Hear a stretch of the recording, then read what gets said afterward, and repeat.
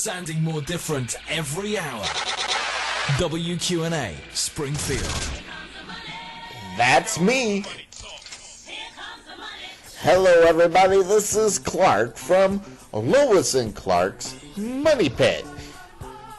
We are bringing you a show that we promised from last week, and Lois has taken the week off so we can bring you this interview with NFL expert, fantasy football expert, and radio show host Mr. Russ Bliss from KDUS, Phoenix, Arizona.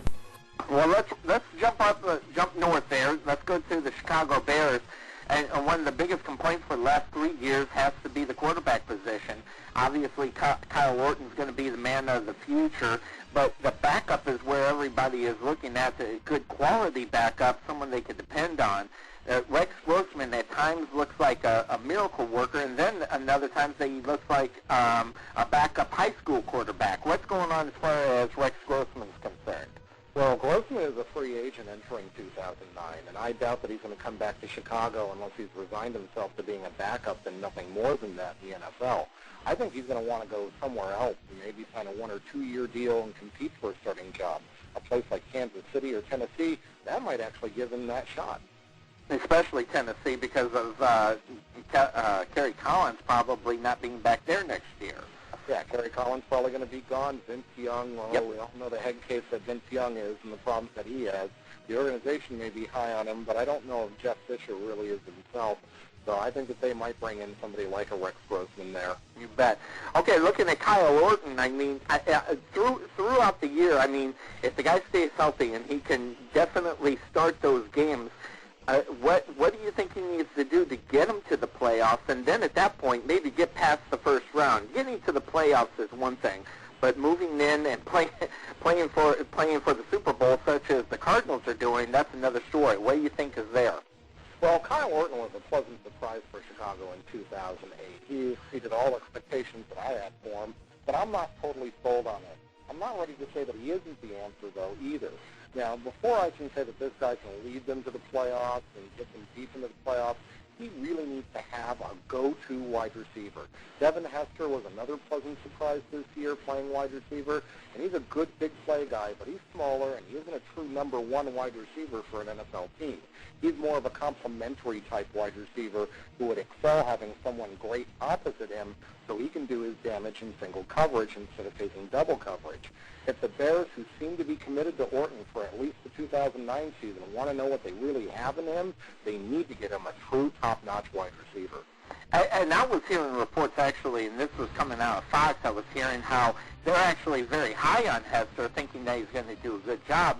But you're right about the double teaming. If you got your number, if you're going to consider Hester as the number one, he's going to get doubled and he's going to be taken out of the picture. And then who do they fall back up on, too, at the same time? I agree. That's going to be a problem with them, you know, throughout the season if they don't bring at least someone in. Yeah, and a guy that came to mind immediately while I was thinking about this was Chad Johnson. Chad Ochocinco, to be more, I guess, correct with him legally. Yeah. Chad Johnson has worn out his welcome in Cincinnati.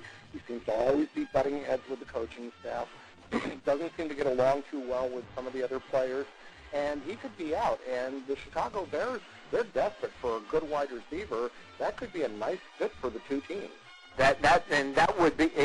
I like Ochocinco. I don't like his name. I thought that nonsense was. I haven't figured that part out yet. However, they're talking about putting the franchise tag on T.J. Houshmandzadeh. So pretty much they've already said who they're going to be their number one. But that's a good fallback if he can get along with the coach, and that's a different story. And so. How's Matt Forte's sore toe? Do you see that? You hear these horror stories about turf toe and things like that, how it nags and nags and nags. What do you think? How do you see that being a problem? Have they said anything about that? The turf toe should be fine, providing that Forte rests up and doesn't try to push himself too hard and do too much too soon. Turf toe is one of these injuries that basically the tendon on the bottom of the foot there at the ball where the big toe attaches to the actual foot, that gets inflamed, and that prevents a guy from being able to run and cut. as effectively as he would normally be able to do, and it makes it very painful, even just for Ross. But with West, this goes away. Torso is one of those injuries that will go away. He's got an entire off season. I think that Matt Forte should be fine. It was a good sign that he was able to continue playing on it, even after he suffered the injury a few games left in the season. I think he'll be fine by training camp. I'm not concerned about that. Great. Now, what about Mike Brown? I mean, this guy. You want to talk about injury prone? This guy's gone down 3 years in a row, and it usually seems to be at a very vital time of the season. What's the status on him, and where do you think the Chicago Bears' idea of keeping him on the team are? Well, Mike Brown is going to be a free agent. As far as keeping him healthy, nothing can really be done. It's easy to point the finger at conditioning, but I don't think that's the reason for Brown's injuries. Injuries just happen. He's a free agent, and I expect the Bears are definitely going to try and re-sign him. But how much is he going to command in the open market? How about a team like New England that historically likes to go after players like Mike Brown when they're free agents, bring them in and put them into that type of winning organization? Brown's a hard hitter. He can be a dominant force when he's healthy. I think that Mike Brown is going to be very attractive on the free agent market this year.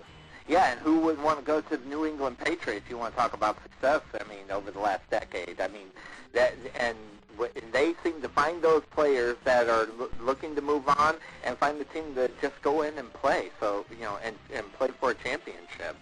So, now, I like to look at that last game as far as the Bears were concerned with the Houston Texans. I think what happened is they ran into a Houston Texans team who realized that, hey, we're not all that bad. I think it was more that they're just becoming a good team more so than the Bears overlooked the Texans. But you got to talk about that's a game they have to win. I mean, they make the playoffs if they get that. What happened in that game, Russ?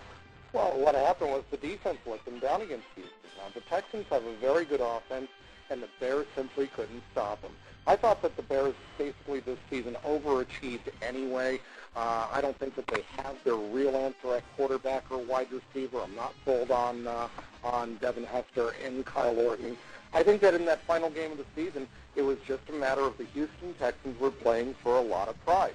And one of the things, the Texans have got a very good football team. Part of their problem is that they play in a nasty division.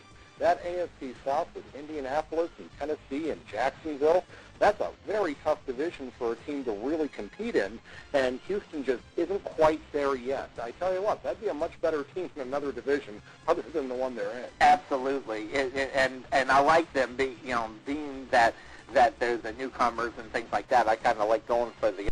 Sounds great. Russ, I tell you, I deeply appreciate your time and joining us here on WQNA Springfield on Lois and Clark's actual Money Pit. So I appreciate your time, and we'll look forward to speaking with you maybe next month or maybe 2 months down the road and see what folks need to do for the fantasy league and where the NFL's wrapping up. You got time for that? Oh, I've got time for that. In 2 months, we'll be in the midst of free agency. The free agency period starts at the beginning of March. And we'll also be talking about the NFL draft because all the combine and all those individual workouts and everything heading up to that April draft. So definitely, I'm up for it. All right, thanks, Russ. I appreciate your time today. Thanks for joining us. My pleasure. Thank you.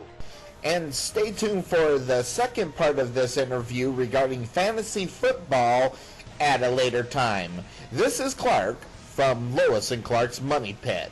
And this is WQNA Springfield 88.3, The Edge.